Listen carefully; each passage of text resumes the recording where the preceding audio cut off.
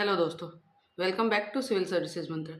दोस्तों, आज हम कृषक आंदोलन को समझेंगे और इसे समझने के लिए हम एक कहानी की शुरुआत करेंगे। सबसे पहले आप यह कल्पना कीजिए कि आप एक किसान हैं जो सुबह से शाम तक मेहनत करता है और अपनी ज़मीन पर फसल उगाता है और अपने परिवार के लिए जीवन यापन करता है।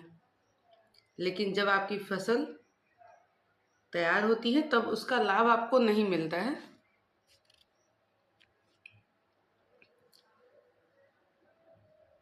बल्कि उसका बड़ा हिस्सा किसी और को देना पड़ता है।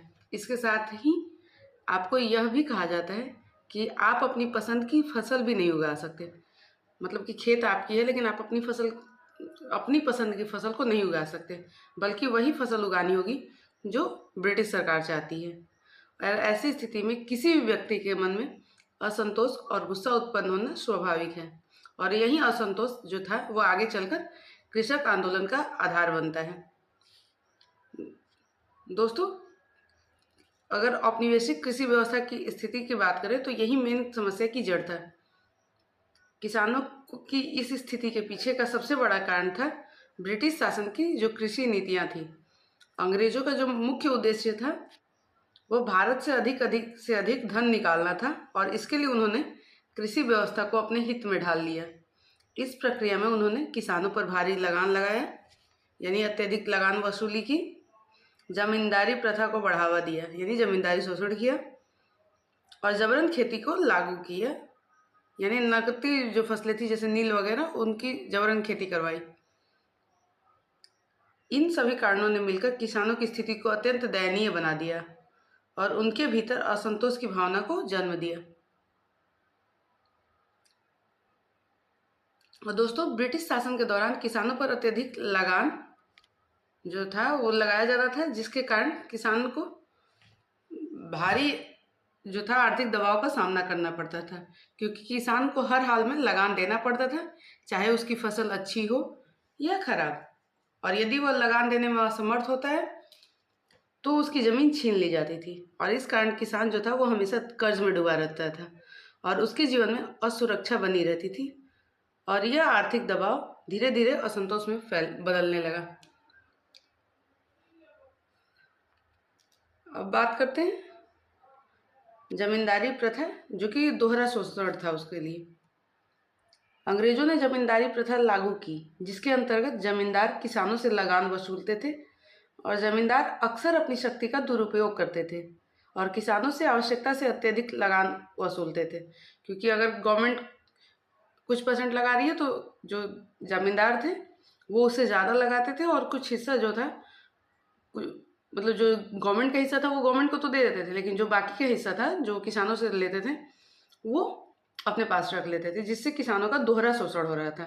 एक तो अंग्रेज कर ही रहे थे और जमींदार भी करने लगे, जिससे उन जो किसान थे इनकी आर्थिक स्थिति और भी खराब और दयनीय हो गई।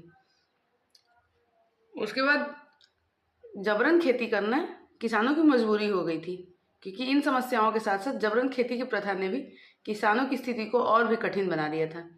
किसानों को मजबूर किया जाता था कि वे अपनी ज़रूरत की खाद्यान्न फसल छोड़कर नील जैसी नकदी फसल उगाएं, और नील की खेती से ज़मीन की उर्वरता कम हो जाती है और किसानों को उचित लाभ भी नहीं मिलता है।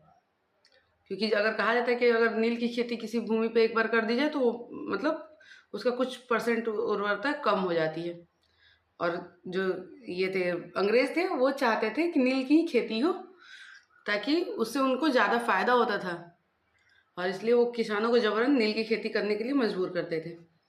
और इस प्रकार किसान अपनी मेहनत के बावजूद नुकसान ही उठा रहा था, जिससे उसके भीतर असंतोष और अत्यधिक बढ़ गया। जब किसानों के भीतर असंतोष बढ़ता गया तब उन्होंने विरोध करना शुरू कर दिया, और यह विरोध धीरे धीरे आंदोलन का रूप लेने लगा, और इसका पहला बड़ा उदाहरण नील आंदोलन के रूप में सामने आया। नील आंदोलन जो था वो बंगाल में हुआ, जो कि 1859 से 60 के बीच में हुआ था, जब किसानों को जबरदस्ती नील की खेती करने के लिए मजबूर किया जाता था। किसानों ने इसका विरोध किया और नील उगाने से मना कर दिया, जिसके कारण सरकार को हस्तक्षेप करना पड़ा, और यह आंदोलन महत्वपूर्ण इसलिए था क्योंकि इसमें किसानों ने पहली बार संगठित होकर अपनी आवाज़ उठाई और इस आंदोलन के कारण अंग्रेजों को जांच करनी पड़ी और यह स्पष्ट हुआ कि किसानों के साथ अन्याय हो रहा था। नील आंदोलन के बाद पावना विद्रोह हुआ जो कि 1873 से 76 के बीच में हुआ और ये एक शांतिपूर्ण संघर्ष था जिसमें किसानों ने जमींदारों के अत्याचार के खिलाफ आवाज़ उठाई थी। और इस आंदोलन की यह विशेषता थी कि इसमें किसानों ने हिंसा का सहारा नहीं लिया बल्कि कानूनी और शांतिपूर्ण तरीकों से संघर्ष किया। इससे यह स्पष्ट हुआ कि किसान अब अधिक जागरूक और संगठित हो चुके थे। और जो पावना विद्रोह था इसका उद्देश्य था किसानों के अधिकारों की रक्षा करना। समय के साथ किसानों के आंदोलन का स्वरूप बदलने लगा। प्रारंभ में जो ये आंदोलन थे वो स्थानीय और असंगठित थे, लेकिन धीरे धीरे ये संगठित और व्यापक होने लगे। किसान अब केवल आर्थिक समस्याओं के खिलाफ नहीं बल्कि अपने अधिकार और सम्मान के लिए भी संघर्ष करने लगे और यही परिवर्तन जो था वो आगे चलकर इन आंदोलनों को राष्ट्रीय आंदोलन से जोड़ता है। 20वीं सदी में कृषक जो थे 20वीं सदी का जो कृषक आंदोलन था वो एक नया और व्यापक रूप धारण कर लिया जिसमें संगठन, एकता और राजनीतिक चेतना का स्पष्ट विकास दिखाई दिया। इस काल में किसान सभा जैसे संगठनों का गठन हुआ जिसने किसानों को एक मंच प्रदान किया। अब किसान एकजुट होकर अपनी समस्याओं को सामने रखने लगे और उनकी मांगे जो थी वो अत्यधिक अस्पष्ट हो गई थी, जैसे लगान में कमी, कर्ज से मुक्ति और शोषण का अंत। उसके बाद आता है एकता आंदोलन जिसमें एकता को महत्व दिया गया था। एकता आंदोलन ने किसानों को यह सिखाया कि एकता में शक्ति होती है और किसानों ने समझ लिया कि यदि वे अलग अलग होकर लड़ेंगे तो वे मजबूर होंगे, कमजोर होंगे, लेकिन यदि वे एकजुट होकर संघर्ष करेंगे तो अपनी मांगों को मनवा सकते हैं। तो ध्यान रखना है, एकता आंदोलन जमींदारों के अत्याचारों के विरुद्ध हुआ था और इसने किसानों की एकता की किसानों की एकता पर आधारित आंदोलन माना गया था इसको। फिर आता है मोपला विद्रोह जो कि केरल क्षेत्र में हुआ था। मोपला विद्रोह ने यह दिखाया कि अलग अलग क्षेत्रों में किसान आंदोलन जो था वो अलग अलग रूप ले सकते हैं और इस आंदोलन में आर्थिक कारणों के साथ साथ सामाजिक और धार्मिक कारण भी शामिल थे। तो आपको ध्यान रखना है, मोपला विद्रोह में आर्थिक कारणों के साथ साथ सामाजिक और धार्मिक कारण भी शामिल थे जिससे यह जो मोपला विद्रोह था एक मिश्रित स्वरूप का आंदोलन बन गया। फिर आता है बारदोली सत्याग्रह जिसे कि सफलता का उदाहरण भी कहा जाता है क्योंकि बारदोली सत्याग्रह कृषक आंदोलनों का एक महत्वपूर्ण उदाहरण है जिसमें किसानों ने बढ़े हुए लगान के खिलाफ संगठित संघर्ष किया और अंततः सरकार को झुकना पड़ा और किसानों की मांगों को स्वीकार करना पड़ा जिससे यह आंदोलन सफल साबित हुआ।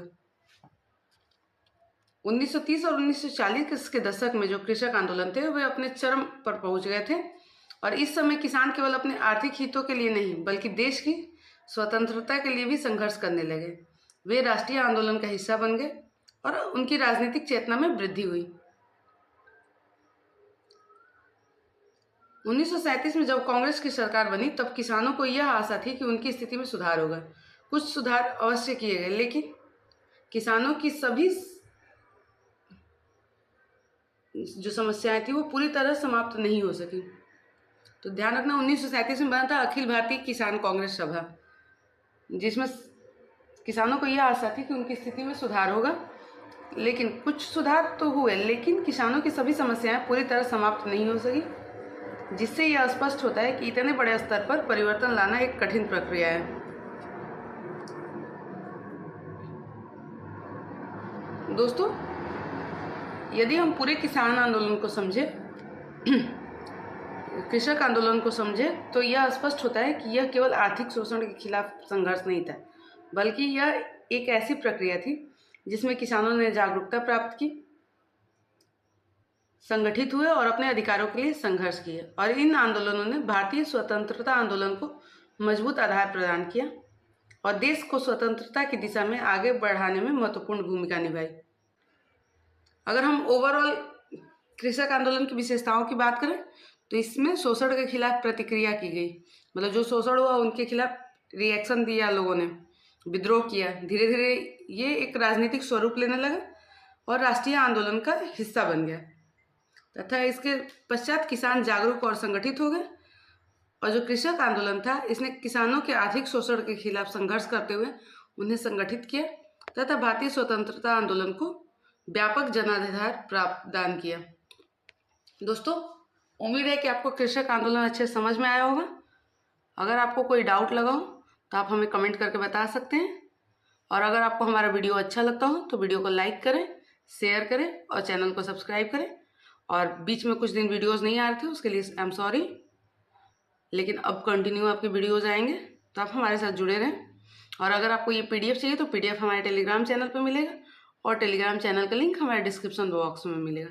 साथ ही साथ आपको फेसबुक पेज और इंस्टाग्राम पेज का भी लिंक हमारे डिस्क्रिप्शन बॉक्स में मिलेगा, जहाँ से आप हमारे साथ जुड़ सकते हैं।